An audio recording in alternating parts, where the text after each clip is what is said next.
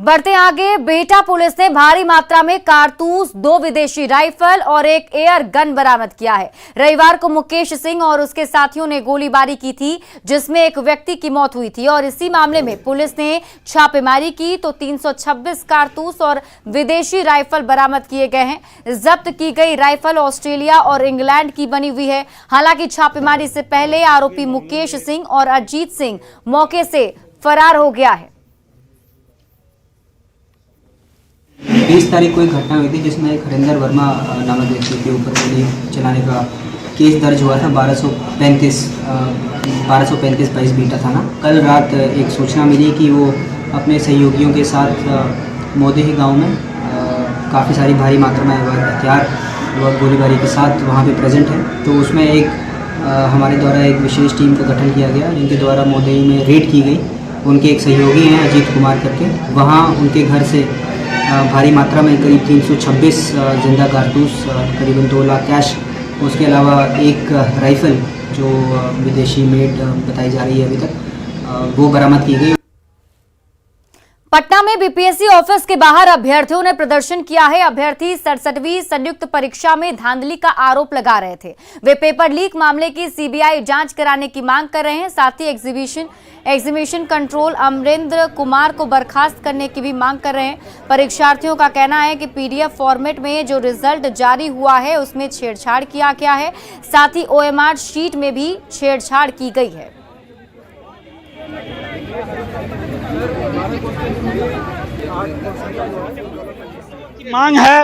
हमारी मांग है कि जो बीपीएससी पीटी पहली बार परीक्षा 8 मई को हुई, जिसका पेपर लीक हुआ, उसमें बीपीएससी ऑफिस के कई लोग का नाम आ रहा है, लेकिन उन लोगों पे आज तक कोई जांच नहीं हुई। तो सबसे पहले उसकी सीबीआई जांच हो और उसके बाद जो पुनर्परीक्षा का रिजल्ट आया है 67वीं का, उसमें पीडीएफ में छेड़छाड़ की बात आ रही है। बहुत सारे स्टूडेंट ऐसे हैं जिनका की फाइनल आंसर की से जितना मार्क्स होना चाहिए उतना मार्क्स शो नहीं कर रहा है। किसी का 8 नंबर कम बताया जा रहा है। तो कहीं ना कहीं पीडीएफ में छेड़छाड़, ओएमआर में छेड़छाड़ की बात आ रही है। तो इसकी सीबीआई जांच हो।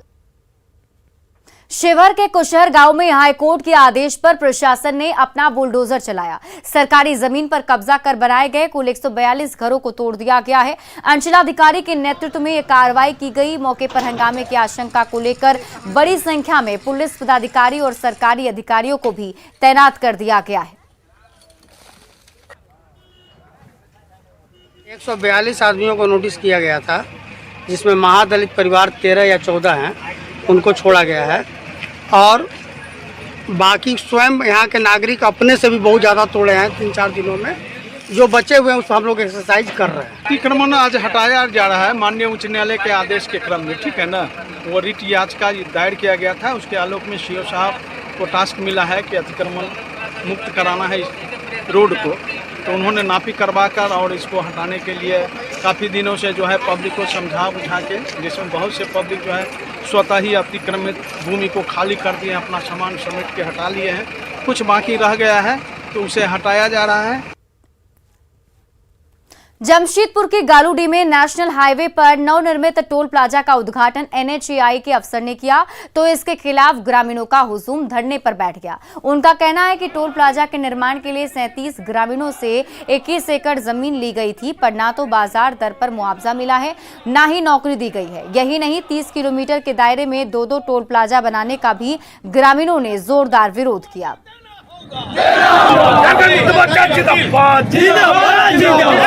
हमारे पूर्व जिला युवा मोर्चा के उपाध्यक्ष भाई काजल, केंद्र सरकार जो जिस तरह का ये जबरदस्ती यहाँ पर जो कि नियम के विरुद्ध 30 किलोमीटर यहाँ से 30 किलोमीटर आपका कोपड़ा में टोल प्लाजा है, जो यहाँ आपका नियम का विरोध जबरदस्ती केंद्र सरकार के निर्देश, यहाँ पर जो लूट का एक अड्डा जो बनाया गया, इसका झारखंड मुक्ति मोर्चा विरोध करता है। जो कि नियम है 60 किलोमीटर के दायरे में, उसके बाहर में एक टोल प्लाजा होना चाहिए, लेकिन यहाँ पर कोपड़ा में जाइएगा तो यहाँ से 30 किलोमीटर में एक टोल प्लाजा है और फिर पुतलू में एक टोल प्लाजा बनाया गया। ये 30 किलोमीटर का अंदर में एक टोल प्लाजा बनाया गया, इसका हम लोग विरोध करते हैं।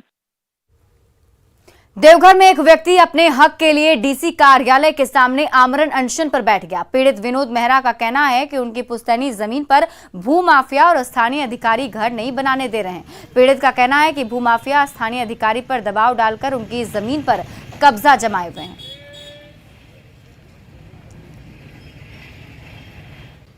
मेरा जो ज़मीन है, अपने हिस्से की ज़मीन है, वहाँ पर हम लोग रह रहे थे।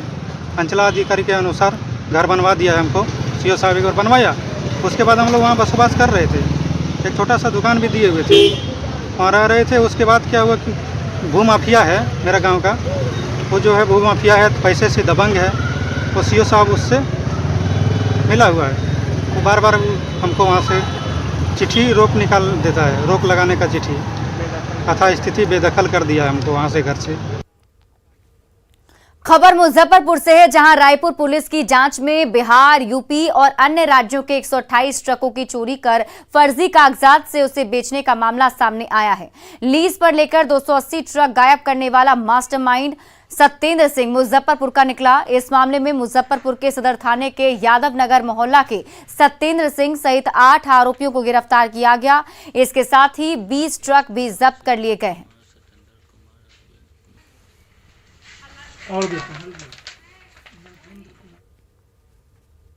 हजारीबाग में परिवहन विभाग ने बड़ी कार्रवाई करते हुए कोयला से लदे 4 ट्रक को जब्त किया है। परिवहन विभाग ने झारखंड बिहार सीमावर्ती क्षेत्र में जांच के दौरान इन ट्रकों को जब्त किया। जिला परिवहन पदाधिकारी ने बताया कि किसी भी गाड़ी के कागज ठीक नहीं थे, जिसके बाद ये कार्रवाई की गई। और कोयला लदे 4 ट्रकों को जब्त किया गया है। आपको बता दें कि जिला परिवहन विभाग ने ये बड़ी कार्रवाई की है। जांच के दौरान जब इन ट्रकों को देखा गया तो उस वक्त जो कागज उनके द्वारा दिए गए वो कागज सही नहीं पाए गए, जिसके बाद ये बड़ी कार्रवाई की गई है और कोयला लदे 4 ट्रक को जब्त कर लिया गया है। पर जो दस्तावेज दिया गया उसमें माइनिंग चलान नहीं दिख रहा था और इसके अलावा जो डॉक्यूमेंट्स थे वो संदेहास्पद लग रहे थे। तो हमने उनको अपना ट्रांसपोर्ट डिपार्टमेंट का जो सेक्शन है वायलेशन, उसके अनुसार से सीज करते हुए हमने माइनिंग अफसर को, डिस्ट्रिक्ट माइनिंग ऑफिसर्स को लिखा है। हाजीपुर पुलिस ने चर्चित टिम्बर व्यवसायी हत्याकांड में शामिल 3 आरोपियों को गिरफ्तार कर लिया है। गिरफ्तारी के बाद आरोपियों ने चौंकाने वाले खुलासे किए। उन्होंने बताया कि नशा करने से मना करने पर हत्या की गई थी। गिरफ्तार आरोपियों में ऋतिक कुमार, भोला कुमार और दीपक कुमार शामिल हैं।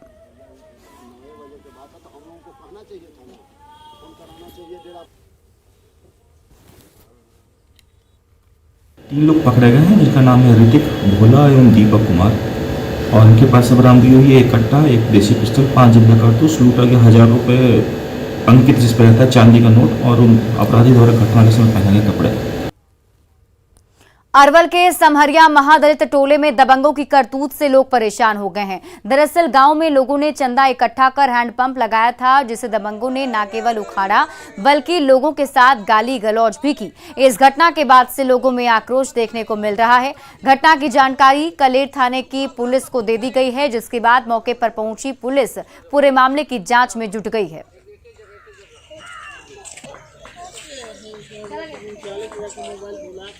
हुआ था पंकज राय आए और बहुत गाली दिए कि रजवार भूइयाँ अलगे अपन सोझे गाड़ो, जमीन हमारा ही सोझे है।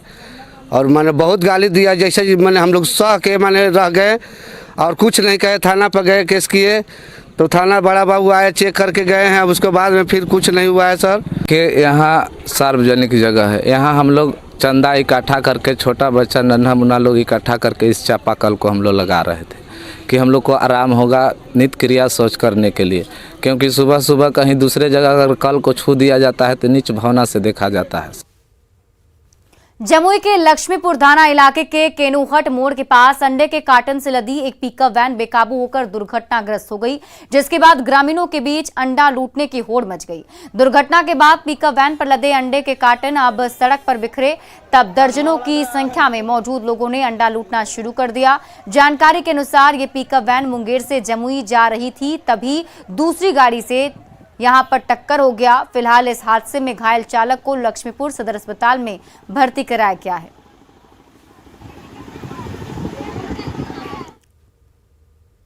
बगहा में गंडक नदी के जलस्तर में लगातार हो रही गिरावट के बाद शहर के शास्त्री नगर में कटाव तेज हो गया है। बस स्टैंड के लिए चयनित 40 एकड़ जमीन तेजी से गंडक नदी में विलीन हो रही है। कटाव की गति इतनी तेज है कि अब एनएच और रिहायशी इलाके से नदी की दूरी 50 मीटर तक आकर सिमट गई। कटाव से प्रभावित परिवार संकट में हैं। अब तक कटाव निरोधी कार्य नहीं शुरू किए जाने के कारण लोगों की परेशानी और भी ज्यादा बढ़ गई है। गंडक नदी से हो रहे कटाव का जायजा लिया हमारे सहयोगी मुन्ना राज ने।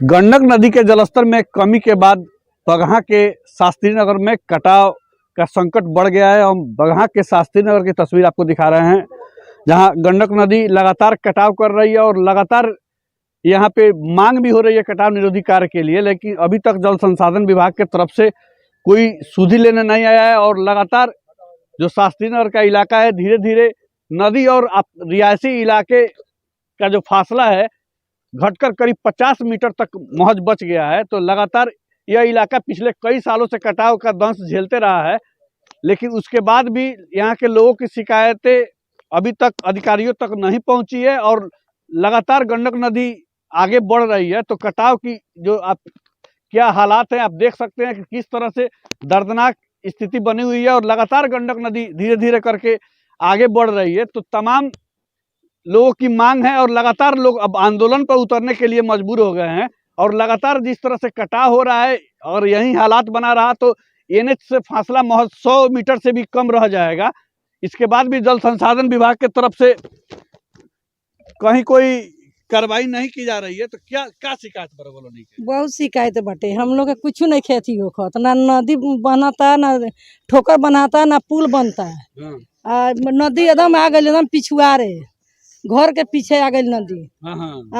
सरकार के कोनो ध्यान नहीं के, हमने के सुनवाई नहीं के। हमने के गरीब आदमी में पैसा नहीं के, कहाँ से जमीन घर कहाँ से बना जाए हमने के। तो सरकार कम से कम ध्यान दी जाए कि हमने के कोनो उपाय के करी जाए मान के। कटाव हुआ यहाँ तो यहाँ से उजाड़ कर सरकार ने आधा गांव को ले जाकर नीतीश नगर बताया। और वही हालात फिर भी नदी का आ गया है। बाकी लोग अब उजाड़ कर कहाँ जाएंगे यहाँ से? तो आप लोग मांग नहीं कर रहे हैं? मांग कर रहे हैं तो सरकार का कोई सुनवाई हो रहा है? जल संसाधन विभाग के अधिकारी अब तक शिकायतों के बाद भी कटाव निरोधी कार्य के लिए नहीं पहुंचे हैं, जिससे लोगों का आक्रोश बढ़ना लाजमी है। मुन्ना राज, न्यूज़ 18, बगहा। गोड्डा के पथरगामा स्थित सुंदर डैम एक पर्यटक स्थल है। डैम में लबालब पानी और सुंदर दृश्य को देखने के लिए जिले भर से लोग आते हैं। वीकेंड पर यहां सैलानियों की काफी भीड़ उमड़ती है। अब जिला प्रशासन ने पर्यटकों की सुविधा के लिए वोटिंग की व्यवस्था शुरू कर दी है, जिससे पर्यटक काफी खुश हैं।